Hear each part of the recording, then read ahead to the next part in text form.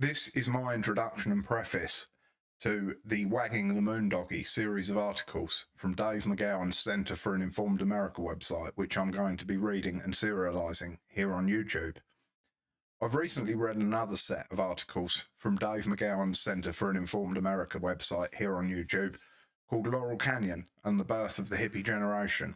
If you've never seen or read it before, I strongly encourage you to either read it directly from the website or to watch my videos of it here on YouTube. It's a fascinating deep dive into how the pop culture of the mid to late 20th century was orchestrated and purpose-made by a nexus of government, intelligence agencies, Masonic lodges, and other establishment organisations that guided and created this mind control phenomena that we understand as the music business, the film business, and so on and so forth. But I was eager to get finished with the Laurel Canyon series of articles because the Wagging the Moondoggie series of articles is absolutely amazing. If you've never watched my long testimony videos, which are, I'll grant you, extremely long, they're here on YouTube, they go into quite some detail about how this particular subject matter of the ostensible moon landings was one of the first places that my worldview began to crumble when I got saved back in around 2023 or so, about 2 or 3 years ago now. I had for many years held a kind of pantheistic spirituality. I had been a mystic of sorts, and I'd been very interested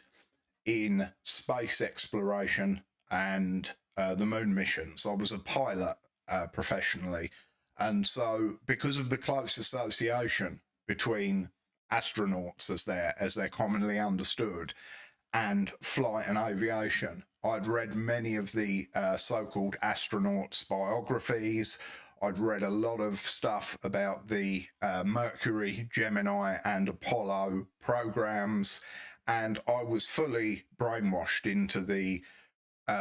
common understanding of NASA and space exploration as being factual things that were actually taking place at the time that my whole worldview began to change. And through a process of investigating these subjects, I came to realise how there is a very subtle way in which people are tricked into adopting the same worldview as the very people that they claim to be in opposition to. I had always thought that I stood in favour of the truth, that I was a truth seeker, that I was against the establishment, the governments of the world, the intelligence agencies. I knew a lot of truth about false flag events and psyops that have been pulled on the public, but little did I realise that in a way I had been kind of, and this is the case in most of the truth communities as you see it in the secular world, that I had been tricked into holding the exact same spiritual beliefs as the people that I perceive myself to be in opposition to. And I'm sure you're going to find that this series of articles is comparable to the Laurel Canyon series of articles, in as much as Dave McGowan was an extremely careful and detailed writer and meticulously sourced and provided a great deal of background information and references and sources for the information that he puts forth. So I hope this series is going to be a blessing to you, and I'll see you shortly with part 1.